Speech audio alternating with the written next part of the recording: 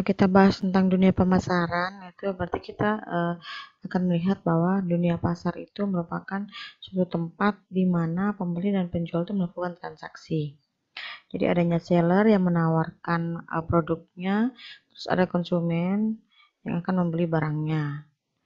Nah, kalau andaikan kebutuhan si penjual dan pembeli ini sama, atau sesuai dengan keadaan barang yang ada dengan harga yang normal, saat itulah terjadinya keseimbangan pasar. Nah, keseimbangan yang terjadi pada pasar itu sangat penting terjadi guna mendapatkan kurva permintaan penawaran berjalan dengan normal. Jika terjadi keseimbangan, maka kurva yang ada pun tidak seimbang. Jika tidak terjadi keseimbangan maksudnya, maka kurva pun tidak seimbang. Harga dan permintaan pasar bisa menjadi terlalu naik atau bisa juga menjadi menurun drastis. Nah, konsumen dan produsen ini bereaksi terhadap memiliki reaksi yang berbeda terhadap perubahan harga. Jadi harga yang lebih tinggi cenderung mengurangi permintaan sambil mendorong penawaran, dan harga yang lebih rendah meningkatkan permintaan sambil mengecilkan pasokan. Jadi contoh-contoh sederhana saja, kalau kita di pasar misalnya beli kangkung, terus kemudian penjual dengan harga 3 ikat 10.000. Nah, kita akan menawar, bisa nggak kalau 5 ikat 10.000. Nah, itu di situ adanya penawaran atau permintaan. Nah, keseimbangan terjadi itu jika si penjual itu sepakat dengan harga yang ditawarkan atau jumlah yang ditawarkan oleh konsumen. Keseimbangan pasar itu bahasa lainnya adalah equilibrium. Jadi dalam bisnis dan ekonomi, matematika bisnis dan ekonomi itu kita bisa menyebutkan keseimbangan pasar dengan sebutan equilibrium. Jadi keseimbangan pasar adalah keadaan yang menunjukkan baik konsumen maupun produsen telah menyetujui harga suatu barang, yaitu harga yang konsumen bersedia membeli untuk sejumlah barang sama dengan harga yang produsen bersedia menjual untuk sejumlah barang tersebut. Untuk penggambaran kurva pun kita akan melihat seperti ini. Untuk keseimbangan pasar yang terjadi di mana harga equilibrium itu sama dengan jumlah barang equilibrium, baik yang diminta atau yang ditawarkan saat sama dengan harga yang diminta atau harga yang ditawarkan oleh produsen maupun konsumen. Contohnya, fungsi permintaan dan penawaran dari suatu barang ditunjukkan oleh persamaan berikut. Untuk permintaan, seperti yang sudah kita nonton pada video yang lalu, bahwa permintaan itu simbolnya adalah D, yang artinya demand. Jadi persamaannya adalah Q sama dengan 6 kurang 0,75P. Sedangkan S ini adalah supply atau penawaran dengan dengan persamaan Q sama dengan min 5 tambah 2P. Nah, pertanyaan adalah berapa harga dan jumlah keseimbangan pasar, dan berikutnya tunjukkan secara geometri atau keseimbangan pasar tersebut atau grafik ya, kurvanya. Nah, untuk syarat keseimbangan pasar itu kita sebut dengan persamaan demand itu harus sama dengan supply. Jadi D sama dengan S. Nah, persamaannya itu tadi kan Q sama dengan 6 kurang 0,75P dan penawarannya adalah min 5 tambah 2P. Sehingga saat QD atau jumlah barang yang ditawarkan dengan jumlah barang yang diminta itu sama, maka persamaannya akan menjadi 6 kurang 0,75P sama dengan min 5 tambah 2P. Ini min 0,75P kurang pindah ruas yang persamaan yang parameternya P kita pindahkan ke sisi sebelah kiri biar sama, terus yang konstan kita pindahkan ke sisi sebelah kanan. Jadi yang positifnya 6 menjadi min 6 dan yang positif 2P menjadi min 2P. Kita dapatkan min 2,75P sama dengan min 11. Min 5 kurang 6 berarti min 11. P sama dengan min 11 dibagi min 2,75. Jadi dapatnya adalah 4. Nah, untuk memperoleh nilai Q, maka substitusikan nilai P sama dengan 4 ke dalam salah satu persamaan permintaan atau penawaran. Sehingga kita akan coba masukkan ke persamaan permintaan. Jadi Q sama dengan 6 kurang 0,75 P. Jika P-nya 4, maka 6 kurang 0,75 kali 4 dapatnya 6 kurang 3, karena 0,75 dikali 4 dapatnya 3. 6 kurang 3 dapatnya 3, jadi Q-nya adalah 3. Jadi harga dan jumlah kuantitas keseimbangannya adalah 3, kuantitasnya 3 dan harganya 4, atau equilibrium 3,4. 3 dan 4 ya. Jadi koma di sini tulisan ini bukan mengartikan bahwa dia adalah desimal, melainkan 3 ini adalah Q dan 4 ini adalah P. Berarti equilibrium terjadi saat jumlah barang yang diminta maupun ditawarkan sebanyak 3 dengan harga dan yang diminta maupun ditawarkan sebanyak 4. Nah, berikutnya, bagaimana kalau kita menunjukkan ke kurvanya? Maka langkah pertama, sama seperti video-video yang lalu, yaitu kita akan mencari untuk persamaan pertama ya, untuk persamaan permintaan. Jika P-nya 0, maka Q-nya adalah 6. Kenapa 6? Karena min 0,75 kali 0 itu hasilnya 0. Jadi 6 kurang 0 berarti 6. Jadi titik potong yang pertama adalah 6,0. Terus jika Q-nya sama dengan 0, maka titik potongnya adalah 0,8. Karena di sini Q-nya 0, berarti 0 sama dengan 6 kurang 0,75 P. Nah, ini yang parameternya P pindahkan ke sisi sebelah kiri, jadinya positif, yaitu 0,75 P sama dengan 6. P sama dengan 6 bagi 0,75 dapatnya ada 8. Jadi jika Q-nya 0, maka P-nya 8. Nah, untuk gambar kurva permintaan yaitu ini. Jika Q-nya 0, ini. Jika Q-nya 0, maka P-nya adalah 8. Berarti titik potongnya adalah 0,8.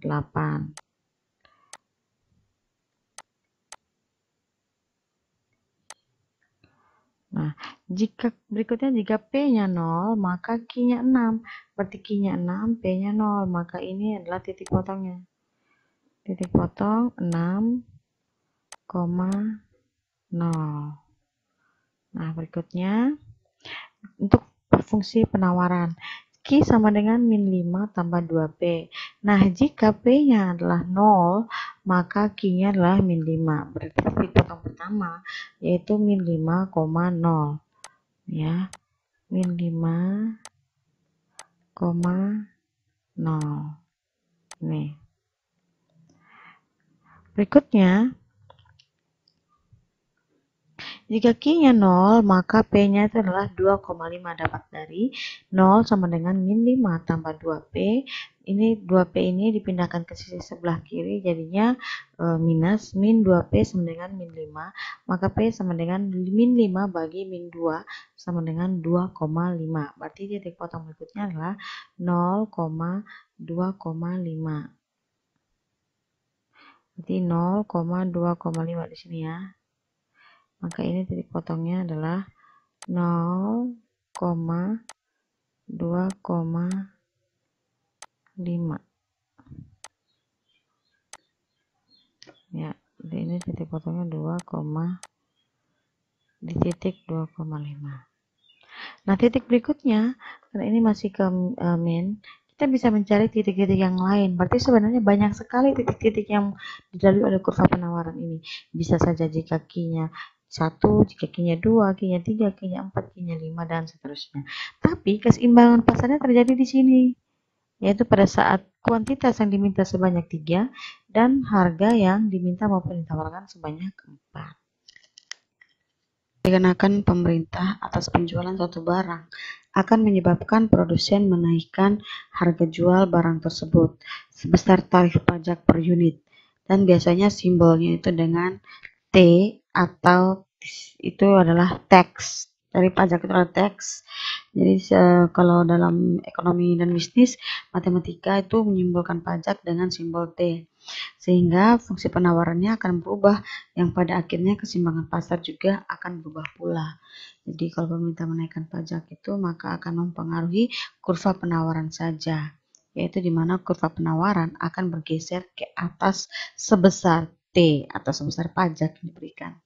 Jadi secara matematis fungsi penawaran setelah pajak dapat dirumuskan sebagai berikut, yaitu P sama dengan fungsi Q ditambahkan dengan T. Kenapa? Karena biasanya itu akan mempengaruhi harga, sehingga persamaannya menjadi P sama dengan fungsi Q. Jadi kalau teman-teman menemukan persamaan Q sama dengan fungsi P, maka teman-teman harus merubahnya terdahulu untuk menjadi P fungsi Q. Kita juga bisa menghitung penerimaan pajak total oleh pemerintah. Nah, total penerimaan pajak yang diterima oleh pemerintah itu sebesar T. T besar sama dengan T kecil dikalikan dengan jumlah pajak yang diberikan dikalikan dengan jumlah kuantitas setelah adanya pajak. Dan untuk besarnya pajak juga kita bisa menghitung besarnya pajak yang ditanggung oleh konsumen, baik itu per unit maupun total pajak yang ditanggung oleh konsumen. Dan kita juga bisa menghitung besarnya pajak yang ditanggung oleh produsen, baik itu secara per unit maupun secara total. Kita langsung ke contohnya. Kita akan mencoba untuk menghitung berapa harga dan jumlah keseimbangan pasarnya. Nah, contohnya untuk fungsi permintaan suatu produk ditunjukkan dengan persamaan P sama dengan 15 kurang Q, dan fungsi penawarannya adalah P sama dengan 0,5 Q tambah 3. Nah, bagaimana kondisinya sebelum dikenakan pajak? Nah, keseimbangan seperti yang sudah ketahui, keseimbangan itu adalah permintaan sama dengan penawaran. Jadi terjadinya keseimbangan pasar saat yang ditawarkan sama dengan yang diminta. Nah, jadi persamaan matematikanya adalah permintaan atau demand sama dengan supply, yaitu 15 kurang Q sama dengan 0,5 Q tambah 3. Pindah ruas 0,5 Q, sisi parameter Q dipindahkan ke sisi sebelah kiri sama dengan konstantanya 3 kurang 15, berarti min Q kurang 0,5 Q dapatnya min 1,5 Q sama dengan 3 kurang 15 dapatnya min 12. Jadi Q yang kita peroleh adalah 8. Kemudian substitusikan ke salah satu persamaan, baik persamaan permintaan maupun persamaan penawaran.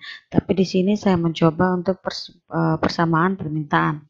Jadi persamaan permintaan adalah P sama dengan 15 kurang Q. Sehingga 15 kurang Q-nya 8, berarti 15 kurang 8, dapatnya 7. Jadi kondisi equilibrium awalnya adalah 8,7 atau pada saat kuantitas yang diminta maupun ditawarkan sama dengan 8, dengan harga yang ditawarkan atau yang diminta sebanyak 7. Berikutnya, beberapa keseimbangan setelah pemerintah mengenakan pajak. Nah, pajak itu sekali lagi akan mempengaruhi penawaran. Nah, oleh karena itu yang berubah pasti adalah kurva penawaran. Sehingga persamaan penawaran itu akan berubah menjadi seperti yang berikut ini, yaitu persamaan P fungsi Q ditambahkan dengan total pajak yang dikenakan. Sehingga persamaan kita yang awal mula adalah P sama dengan 0,5 Q tambah 3 akan ditambahkan lagi dengan 3. Sehingga persamaan setelah pajak, ya penawaran setelah pajak adalah P sama dengan 0,5 Q tambah 6. Berikut akan kita hitung equilibriumnya atau keseimbangan pasarnya, yaitu terjadi saat permintaan sama dengan penawaran. Maka di sini 15 kurang Q sama dengan 0,5 Q tambah dengan 6. 6 ini dapat dari 3 tambah dengan pajak tadi ya 3 ya. Nah, kemudian ini kita pindah ruaskan yang parameternya Q. Terus kemudian yang konstantanya kita pindah ruas juga supaya sama. Maka kita peroleh min 1,5 Q sama dengan min 9. Min 9 dapat dari 6 kurang 15. Q sama dengan min 9 bagi min 1,5, hasilnya adalah 6. Sekali lagi jangan lupa min bagi min hasilnya adalah positif. Kemudian kita substitusikan hasil nilai Q-nya ke dalam salah satu persamaan. Sekali lagi di sini saya mencoba untuk persamaan permintaan. Maka P sama dengan 15 kurang Q, yaitu 15 kurang 6 dan hasilnya 9. Maka kondisi equilibrium setelah adanya pajak adalah 6,9. 9, atau saat kuantitas yang diminta maupun yang ditawarkan sebanyak 6 dengan harga yang diminta maupun yang ditawarkan sebanyak 9. Kita juga bisa mengetahui seberapa besar pajak yang akan diterima oleh pemerintah, baik dari produsen maupun dari konsumen. Nah, untuk besarnya pajak yang diterima pemerintah itu rumusnya adalah berapa besarnya pajak yang diberikan oleh pemerintah dikali dengan total kuantitas setelah adanya pajak. Nah, besar pajaknya itu adalah 3 yang diberikan oleh pemerintah, sedangkan besarnya kuantitas setelah adanya pajak adalah 6. Jadi 3 kali 6 dapatnya 18. Nah, bagaimana berapa besar yang dibebankan kepada konsumen dan berapa besar yang dibebankan pada produsen? Untuk mencari tahunya, ini rumusnya. Untuk konsumen itu kita bisa lihat juga pajak per unit dan total keseluruhannya. Untuk pajak per unit sendiri itu dirumuskan dengan berapa besarnya harga setelah adanya pajak dikurangkan dengan harga sebelum adanya pajak. Jadi dapatnya 9 kurang 7. Jadi besarnya pajak yang per unit yang dibebankan pada konsumen adalah sebanyak 2. Sedangkan untuk totalnya dikalikan 2 dikalikan dengan jumlah kuantitas keseluruhan adalah 6, berarti 2 kali 6 jadi 12. Jadi pajak yang dibebankan oleh konsumen per unit sebanyak 2 dengan total kuantitas 6, maka total pajak yang dibebankan kepada konsumen adalah 12. Sedangkan untuk produsen, pajak yang dibebankan kepada produsen itu didapatkan dari total pajak yang diberikan kepada pemerintah dikurangkan dengan yang pajak per unit yang diberikan kepada konsumen. Sehingga didapatkan pajak pemerintah 3 dikurangkan dengan 2. Dikurangkan dengan 2 berarti dapatnya 1. Jadi pajak yang dibebankan kepada produsen itu lebih kecil dibandingkan dengan pajak yang dibebankan pada konsumen. Kemudian total dari pajak yang diterima oleh produsen yaitu pajak produsen per unit dikalikan dengan kuantitas setelah adanya pajak. Berarti 1 dikalikan 6 dapat 6. Jadi intinya setelah adanya pajak maka total yang diterima oleh pemerintah ada sebanyak 18 dengan beban yang lebih besar diberikan pada konsumen sebanyak 12 dan produsen sebanyak 6. Bagaimana dengan subsidi? Jika pemerintah memberikan subsidi atas produk tertentu, harga yang dibayar oleh konsumen akan turun, sedangkan jumlah yang diminta akan produk tersebut akan bertambah. Penurunan harga tersebut adalah sebesar subsidi atau yang kita simbolkan dengan S subsidi yang diberikan oleh pemerintah. Secara geometri, penurunan harga ini adalah pergeseran kurva penawaran sejauh S per unit atau subsidi sebesar subsidi yang diberikan. Jadi sekali lagi juga bahwa subsidi ini mempengaruhi kurva penawaran dan juga akan mempengaruhi harga, yaitu penawaran yang setelah diberikan fungsi penawarannya akan menjadi P fungsi Q dikurangkan dengan S. Dikurangkan dengan S atau dikurangkan dengan subsidi. Bagaimana jika persamaan ini yang sudah kita kerjakan tadi setelah adanya pajak itu dikenakan subsidi oleh pemerintah sebanyak 2 rupiah mungkin ya, tapi kita matematikakan saja bahasanya 2. Jika subsidi yang diberikan adalah 2, maka berapa equilibriumnya? Nah, untuk equilibriumnya sekali lagi yang berubah itu adalah kurva penawaran atau subsidi yang diberikan oleh pemerintah itu mempengaruhi harga yang ditawarkan. Oleh karena itu yang berubah itu pasti adalah penawaran. Nah, penawaran ini persamaannya akan menjadi P sama dengan 0,5 Q ditambah 3 dikurang dengan besarnya subsidi. Nah, besarnya subsidi yang diberikan oleh pemerintah itu adalah 2. Jadi dikurangkan dengan 2 sehingga hasilnya adalah P sama dengan 0,5 Q tambah 1. Karena 3 kurang 2 adalah 1. Nah, kondisi equilibrium itu terjadi jika adanya permintaan sama dengan penawaran. Sehingga persamaannya menjadi 15 kurang Q sama dengan 0,5 Q tambah 1. Yang parameter Q kita pindahkan sama seperti yang kita lakukan pada equilibrium yang persamaan pajak. Maka di sini juga sama, pindahkan parameternya ke sisi sebelah kiri dan konstanta ke sisi sebelah kanan. Kemudian kita dapatkan Q sama dengan min 14, itu dari 1 kurang 15 dibagi dengan min 1,5, sehingga hasilnya adalah positif 9,3.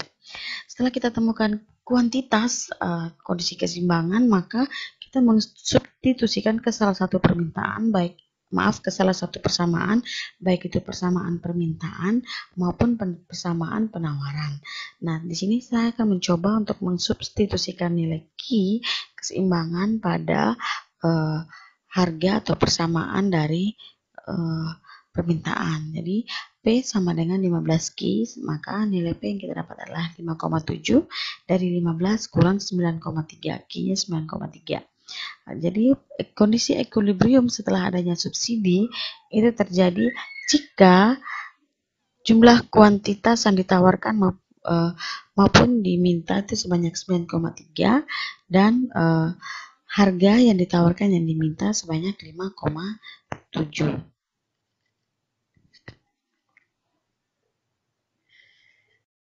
Nah, untuk besarnya subsidi yang diberikan oleh pemerintah itu didapatkan dari besarnya subsidi dikalikan dengan jumlah kuantitas dan jumlah kuantitas yang diminta maupun ditawarkan setelah adanya subsidi. Jadi itu kuantitas keseimbangan.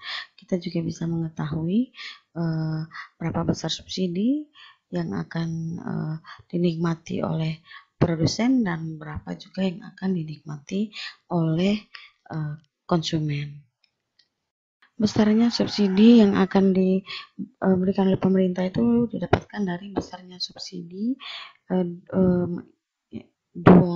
dikalikan dengan jumlah kuantitas setelah adanya keseimbangan pasar, setelah adanya subsidi itu 9,3, maka total yang akan diberikan oleh pemerintah adalah 18,6.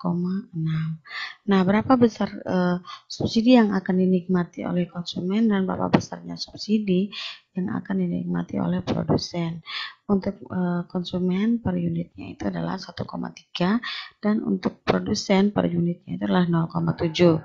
Jadi 1,3 itu didapat dari harga sebelumnya dikurangkan dengan harga setelah adanya pajak. Subsidi. Jadi dapatnya adalah 7 dikurangkan dengan 5,7 sehingga dapatnya 1,3. Sehingga total yang dinikmati oleh konsumen adalah 12,05. Dapat dari total subsidi yang dinikmati per konsumen per unit dikalikan dengan kuantitas yang diminta maupun ditawarkan. Dapatnya 12,5. Kemudian besarnya yang dinikmati oleh produsen adalah 6,51. Nah, berikutnya bagaimana kita menggambarkan keseimbangan pasar. Nah, kita akan pertama mencoba untuk menggambar keseimbangan pasar sebelum adanya pajak dan subsidi. Nah, langkah yang pertama adalah sama seperti yang kita lakukan yang lalu, yaitu kita mencari titik potongnya. Yang pertama kita akan mencoba untuk kurva permintaan. Permintaan fungsinya adalah persamaan adalah P sama dengan 15 kurang Q. Jika Q-nya 0, maka P-nya 15. Berarti 15 kurang 0 kan 15. Sehingga titik potong pertama adalah 0,15. Nah, jika P-nya 0, maka 0 sama dengan 15 kurang min Q.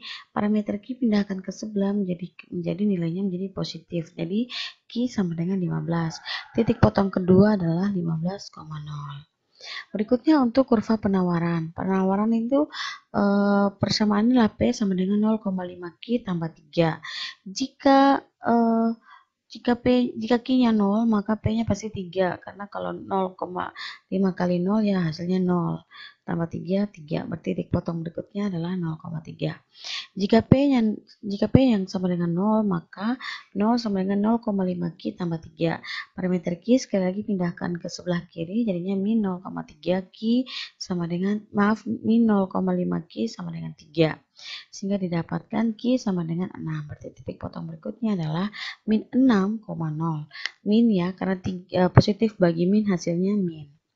Nah, karena di sini titik potongnya itu minus, maka saya akan mencoba untuk mengasumsikan jika titik potongnya melalui titik-titik lainnya. Saya akan mencoba dengan 10 yang nilainya positif. Sehingga dengan Q 10 maka saya peroleh P-nya adalah 8, yaitu 0,5 kali 10 dapat 5, ditambahkan 3 sehingga hasilnya adalah 8. Maka titik potong berikutnya adalah 10,8. Jika digambarkan akan menjadi seperti ini.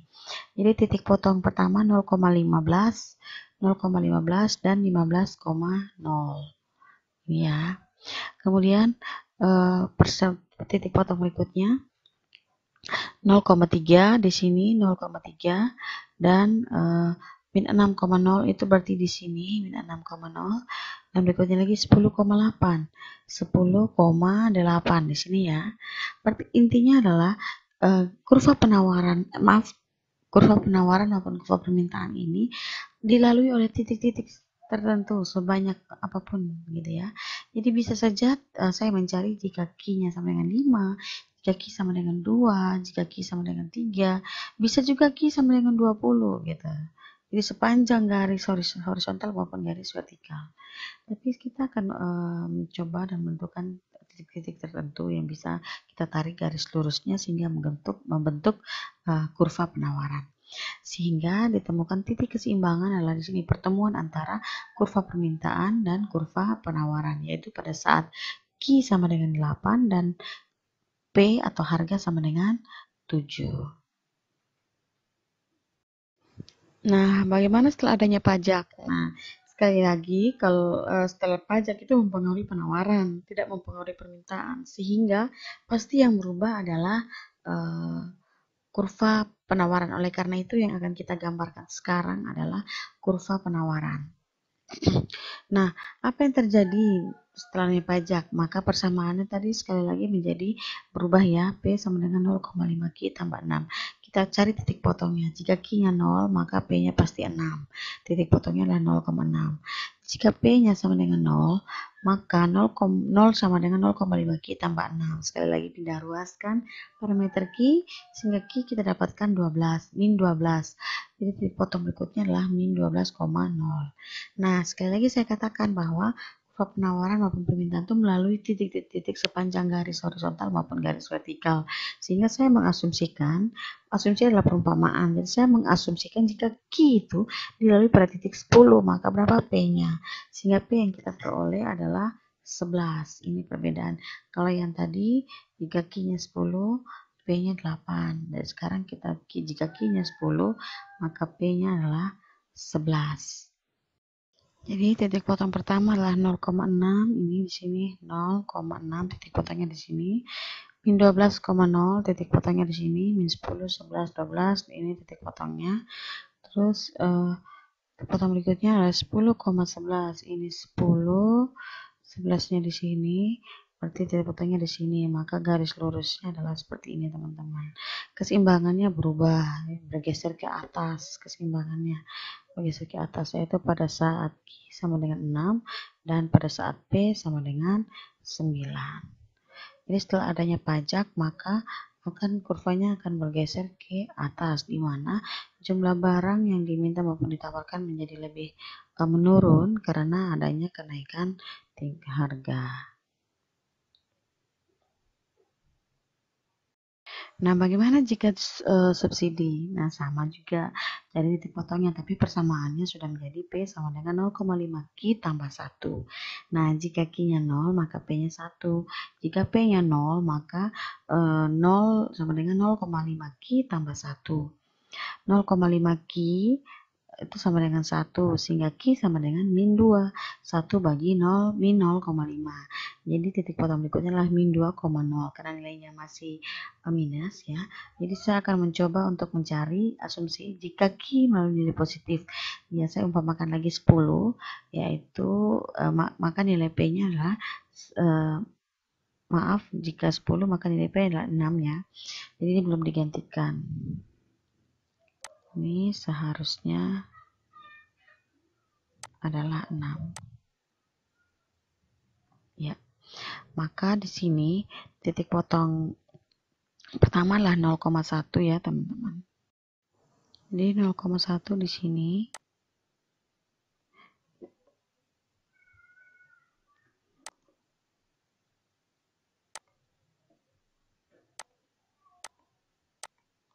Terus dari potong berikutnya min 2,0 di sini. Dari potong berikutnya 10,6. Ini 10, 6-nya di sini. Jadi ditarik garis lurus, hasilnya akan menjadi seperti ini. Nah, yang terjadi dengan setelah adanya subsidi, maka kurva penawarannya akan bergeser ke bawah atau bergeser ke bawah ya, dari kurva penawarannya sebelum adanya pajak dan subsidi. Yang terjadi adalah dengan adanya subsidi, maka jumlah barang yang diminta maupun ditawarkan akan bertambah. Kenapa? Karena terjadinya penurunan harga. Jadi yang awalnya itu 7 menjadi 5,7, dan yang awalnya itu 8, kuantitasnya 8 ya, akan berubah meningkat menjadi 9,3. Jadi dengan adanya subsidi akan menaikkan harga, akan menurunkan harga dan menaikkan jumlah barang yang diminta maupun ditawarkan. Dengan adanya pajak, maka akan menaikkan harga dan akan menurunkan jumlah barang yang ditawarkan maupun yang diminta. Sekian penjelasan tentang keseimbangan pasar dan pengaruhnya setelah adanya pajak dan subsidi. Semoga penjelasan ini bisa membuat teman-teman mengerti dan bisa membuat teman-teman mampu menjawab soal-soal latihan. Oke, semangat belajar.